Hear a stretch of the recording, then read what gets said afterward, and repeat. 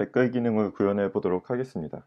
일단 댓글을 관리할 커맨드 컨트롤러부터 생성을 해 보겠습니다. 레이즈지 컨트롤러, 반드시 폴더는 SNS라고 우리가 지금 작업하고 있는 대로 들어와 주시고요. 커맨드라고 만들겠습니다. 네, 생성이 됐으면 config에 가서 라우트 IB에 커맨드를 관리할 라우트 규칙을 정해줘 보도록 하겠습니다. 이번엔 포스트라는 것 속에 커멘트 기능을 넣을 거기 때문에 이 밑에다가 리소스를 추가해 주도록 하겠습니다. 리소시스 커멘트, 그리고 우리가 쓸 것은 커멘트 작성과 그리고 삭제만 만들어 보겠습니다. create와 destroy 이렇게 저장을 하시고 밑에 터미널 창에서 rake 라우트 명령어로 과연 리소스 포스트 속에 리소스 커멘트를 넣었을 때 어떤 형태가 되는지 확인을 해보도록 하겠습니다. 일단 포스트가 부모고 커멘트가 자식이기 때문에 이렇게 네스티드 된 형태로 구성을 한 거고요. 보시면 커멘트 크리에이트와 커멘트 디스트로이에 관한 라우트 규칙이 만들어졌는데 포스트 커멘트와 포스트 커멘트 이렇게 프리픽스가 만들어진 걸 확인할 수 있고요. 그리고 포스트 메소드와 딜리트 메소드로 확정이 됐습니다. 주소 규칙은 나와 있는데 파라미터로 포스트 아이디가 기본적으로 두 개 다 들어가게 된 걸 확인할 수 있습니다. 이게 리소스 포스트라고 되어 있는 거 바깥이 해주는 작업이고 속에 커멘트, 삭제할 때 아이디가 필요하겠죠. 커멘트 아이디를 따로 받는 걸 확인할 수가 있습니다. 네, 여기까지 됐으면 이제 댓글 작성 폼을 만들어 보도록 하겠습니다.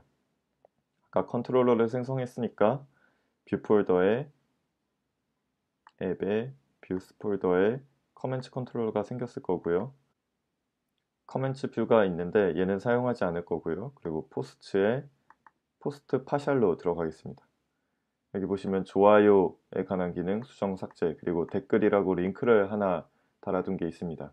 이쪽에 댓글 폼을 작성하도록 하겠습니다. 링크는 지워주시고 노트에 있는 폼을 복사해 와서 그 링크가 있던 위치에 폼을 붙여 넣습니다. 이 클래스 인프 필드는 매티리얼 디자인에서 제공해주는 걸 입히겠다는 의미고요. 그리고 각각의 요소, 텍스트 에리어 만들고 버튼 태그 만들고 이렇게 구성을 했습니다. 그리고 이쪽 클래스에 버튼을 하면 매티리얼 버튼 디자인으로 붙게 되고 텍스트 에리어 디자인도 매티리얼라이즈로 붙였습니다. 그리고 폼 태그에 액션의 주소에 해당하는 건 밑에 라우트 규칙에서 보았듯이 포스트 언더스코어 커멘트 패스로 보냅니다. 그리고 이쪽에 이 포스트 인자를 전달하게 되면 파라미터의 포스트 언더스코어 아이디에 해당하는 값이 이 포스트의 아이디로 들어가게 되는 겁니다. 만약에 딜리트 할 땐 포스트 아이디와 아이디를 두 개 보내야 되기 때문에 포스트 인자와 그리고 커멘트의 아이디 뭐 이런 식으로 보내줘야 될 겁니다. 지금은 작성할 때는 부모인 포스트의 아이디만 보내주면 됩니다. 저장을 하고 서버를 켜서 확인을 해보겠습니다. rails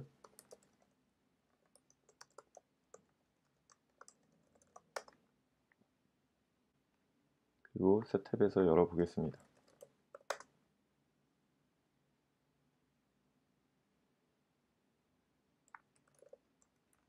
로그인을 하고 댓글 작성 폼이 만들어진 걸 확인할 수 있습니다. 댓글을 작성합니다. 라우트까지 적었으니까 이제 액션이 없다는 에러가 뜨겠죠. 크리에이트 액션이 없다라고 뜰 겁니다. 앱의 컨트롤러에 와서 커맨드 컨트롤러 열어주시면 파일이 열리고요. 이쪽에 def create 액션을 하나 만들어 주겠습니다. 그리고 임시로 렌더 텍스트 파람스의 컨텐트를 받도록 하겠습니다. 그 다음에 뒤로 가서 댓글을 작성합니다라고 다시 써주시면 방금 입력했던 내용이 출력되는 걸 확인할 수 있죠. 이걸 이제 데이터베이스에 저장해 주는 걸 짜보겠습니다. 헬로 하면 헬로라고 뜰 거고요. 일단 이렇게 두고 새로운 터미널을 열어서 raise g 모델 커멘트를 해주도록 하겠습니다. 커멘트 모델이 생길 거고요. migrate 파일을 열어주겠습니다. 이 생성된 db의 migrate에 타임스탬프 찍히고 create comments라는 파일을 열어보겠습니다. db의 migrate에 마지막 있는 코멘트, 이 속에 이제 몇 가지 정보를 넣어야 되는데, 먼저 댓글을 작성한 작성자의 유저 아이디, 그리고 댓글이 속해 있는 포스트의 포스트 아이디, 그 다음에 댓글의 내용인 컨텐트, 이렇게 구성을 해보겠습니다.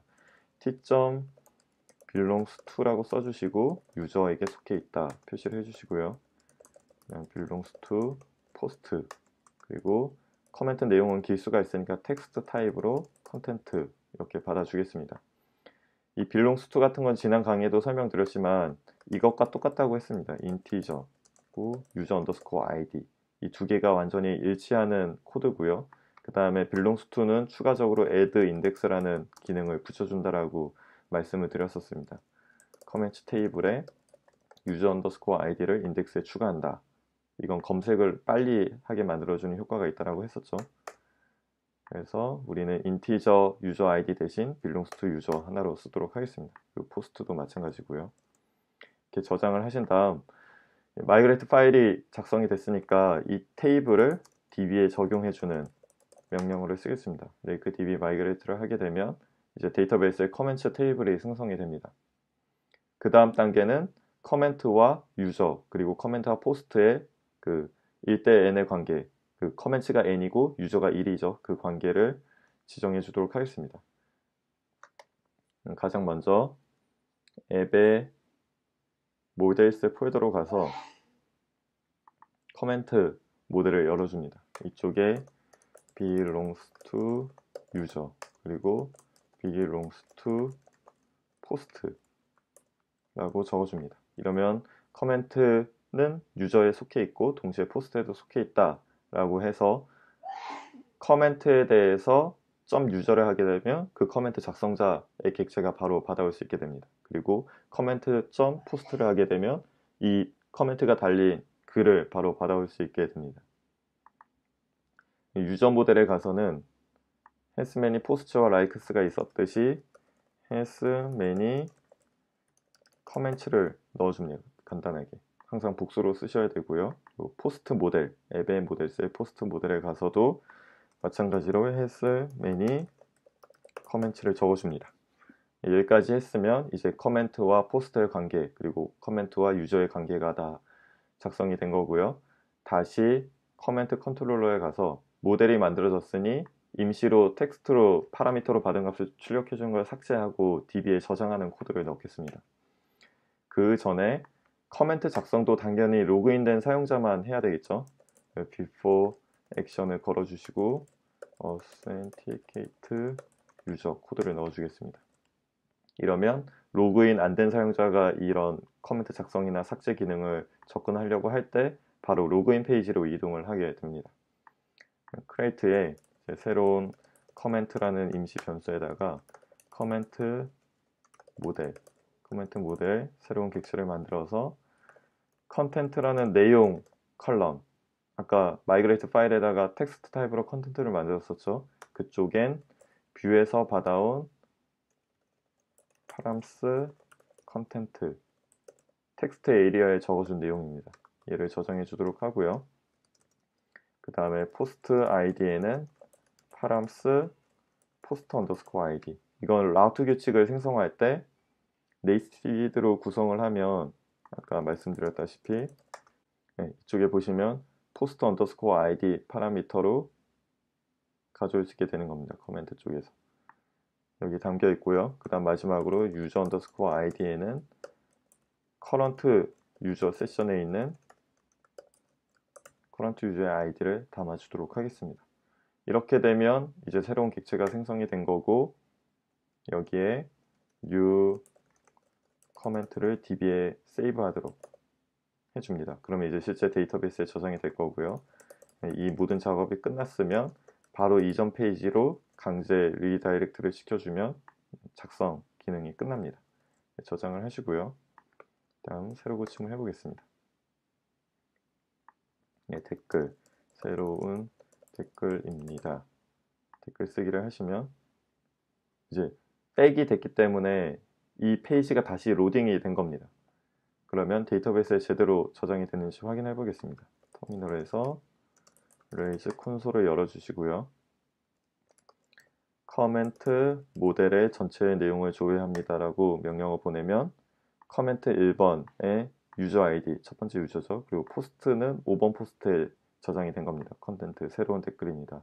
방금 작성했던 내용이 뜨는 걸 확인할 수 있습니다. 이렇게 했으면 이제 이 DB에 저장된 커멘트의 내용을 리스트로 보여줘야 되겠죠. 그러면 다시 앱의 뷰스의 포스트에 포스트 파셜로 가서 이 댓글 쓰기 폼 바로 밑에다가 커멘트 리스트를 뿌려주도록 하겠습니다. 여기에 노트에 있는 뷰 코드를 복사를 해서 붙여 넣으셔도 되고 그걸 보고 직접 치셔도 좋습니다. 코드를 많이 쳐보셔야 손에 있기 때문에 그 노트를 참고해서 직접 쳐보시길 바랍니다. 일단 저는 붙여 넣었고요. 여기서 이제 만약 포스트에 커멘트가 존재를 한다면, 존재하지 않는다면 이 모든 코드는 실행하지 않을 거고요. 존재를 한다면 URL 클래스 컬렉션, 이건 매티리얼 디자인에서 등장하는 겁니다. 매티리얼라이즈에 들어가서 컬렉션으로 검색을 하시면 이런 형태로 댓글이 달리는 겁니다. UL의 클래스 컬렉션으로 해서 각각의 컬렉션 아이템으로 넣게 되면 이런 리스트 형태가 주어지고요. A 태그를 넣으면 이런 링크 형태도 만들어질 수가 있습니다. 헤더도 넣을 수 있고 이런 HTML 구조를 그대로 가져온 겁니다. 더 복잡한 기능도 넣을 수 있죠. 이 형태를 보고 구성을 한번 해보겠습니다. 그리고 이 속에 포스트에 커멘트 자식들을 다 불러온 거죠. 그 모든 커멘트를 불러와서 각각을 커멘트 임시 변수로 바꾸요. 이제 컬렉션 아이템 속에다가 타이틀과 그리고 우측에 작성된 날짜, 커멘트의 유저 네임, 그리고 커멘트의 크리에이터를 출력해줬고 본문부에 커멘트의 내용을 뿌려줬습니다. 그 다음에 커멘트의 유저 아이디와 지금 현재 로그인한 사용자가 일치한다면 이제 삭제할 수도 있게 만들어주는 기능을 붙였습니다. 만약에 내가 작성한 커멘트 작성한 사용자가 아니라면 이 삭제 버튼은 보이지가 않을 겁니다. 그래서 삭제의 경우에는 삭제 링크를 만들어 주고요. 포스트 커멘트 패스를 붙여줬습니다. 포스트 언더스코어 커멘트 패스고요. 그건 딜리트 메소드로 보내줘야 되니까 메소드 딜리트로 해주시고 그 다음에 얘는 포스트 언더스코어 아이디와 그냥 아이디 두 가지를 인자로 받아야 됩니다. 그래서 포스트 인자를 전달을 해주고 그 다음에 커멘트 인자를 전달해주면 이 커멘트 아이디가 전달이 됩니다. 여기까지 하고 저장을 한 다음 새로 고침을 해보겠습니다. 그러면 새로운 댓글입니다 라고 만들어졌죠. 두 번째 댓글입니다. 댓글을 쓰면 새로운 페이지 전환이 일어나면서 두 번째 댓글도 달렸습니다. 안녕하세요 라고 다른 글에 댓글을 달아보겠습니다. 그러면 페이지 전환이 일어났으니까 위로 올라오게 된 거고요. 밑에 안녕하세요 라고 달렸습니다. 그럼 이제 삭제 기능을 구현해 보겠습니다. 삭제를 클릭하게 되면 디스트로이 액션이 정의되지 않았다라고 뜨죠. 그러면 이제 어디에 가서 이 기능을 구현할지 아셔야 됩니다. 앱의 컨트롤러에 커맨드 컨트롤러에 가서 크리에이트 액션 밑에다가 디스트로이 액션을 만들어 주겠습니다. 디스트로이 액션을 만들어 주는데 여기에 임시 변수로 커멘트라는 변수를 하나 만들고요. 커멘트 모델에서 find by 하신 다음 id를 파라미터로 날라온 id를 찾아주시면 됩니다. 이건 커멘트의 id였었고요. 이 하나만 찾아주면 정확히 어떤 커멘트인지 찾았고요. 이제 삭제는 destroy만 해주시면 데이터베이스에서 깔끔하게 삭제됩니다. 다음 뒤로 돌아가 주시고요. 이 모든 내용은 이미 앞 수업에서 다 다뤘던 내용들이죠. 포스트 삭제랑 같은 내용이었습니다. 이렇게 하시면 되는데 이제 보안을 신경 쓰셔야 됩니다. 만약에 딜리트 메소드 방식으로 이 디스트로이 주소로 어떤 아이디를 막 보내면 내가 작성하지 않은 또는 내가 작성한 내용을 다른 사람이 삭제할 수 있게 되는 건데요. 그래서 반드시 이런 액션 내에서도 이 글이 진짜 그 사람의 글인지 체크를 해야 됩니다. 그래서 그 체크하는 메소드를 작성해 보겠습니다. private이라는 키워드를 써주고요. 체크 ownership 이라는 메소드를 정의해 보겠습니다. 그 디바이스에서 만들어준 authenticated user라는 액션, before 액션을 걸었듯이 마찬가지로 체크 오너십이라는 걸 우리가 직접 정의를 해준 겁니다. 얘는 로그인 안 됐을 때 로그인 창으로 보냈다면 이제 얘는 내가 작성한 글인지 아닌지 그걸 판단해서 내 글이 아니면 바로 루트로 그냥 튕겨내고요. 내 글이 맞다면 이제 바로 다음 디스트로이 작업이 이어질 수 있도록 작성을 해주는 겁니다. 여기에 커멘트라는 임시 변수에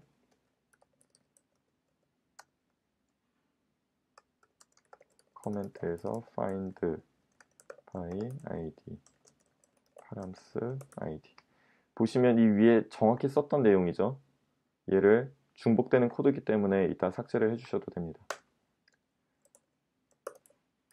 redirect 루트 패스로 이동을 시키고요. 그 조건은 커멘트의 유저 id와 커런트 유저의 id가 다를 때 그냥 뒤에 이어지지 않고 바로 루트로 던져버립니다. 만약에 이게 같다면 이제 디스토리 앞에 before 액션을 걸어두면 이 뒤에 삭제하는 기능이 동작을 하게 되는 거죠.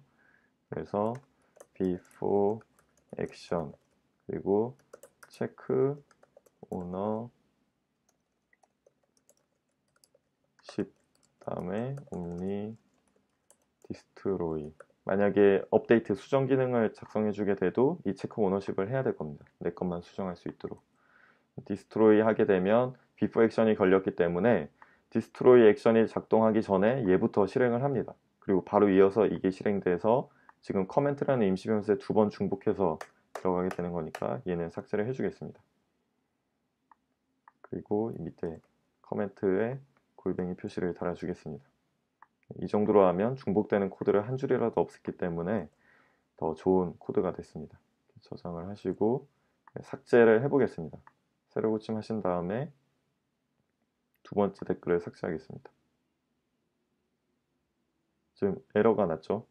골뱅이 커멘트를 붙였는데 이 밑에는 그냥 커멘트라고 남아 있으니까 이쪽에도 골뱅이 커멘트로 수정을 해주겠습니다.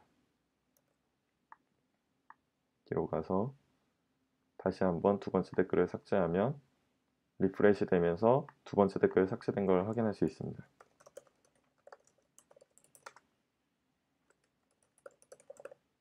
댓글을 쓰면 세 번째 댓글 안녕하세요. 얘를 삭제할 수 있을 텐데 방금 2줄로 썼는데 한 줄로 나오고 있습니다. 이거를 전에 한번 잡은 적이 있었죠.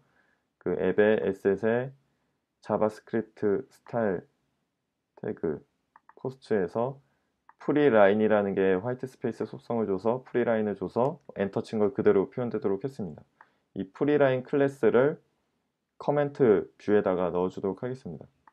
포스트 파샬로 가서 커멘트에 컨텐트가 있는데요. 이쪽에 클래스를 프리라인이라고 쳐주면 이제 디자인을 직접 먹이지 않아도 이미 만들어진 게 하나 있기 때문에 바로 적용된 걸 확인할 수 있습니다. 이렇게 하면 본문부처럼 엔터 친 만큼 붙게 되죠. 삭제를 하면 삭제도 원활히 되는 걸 확인했습니다. 네, 그럼 여기까지 마치고 다음은 이제 사용자의 이 팔로우 기능을 구현하는 방법을 알아보도록 하겠습니다.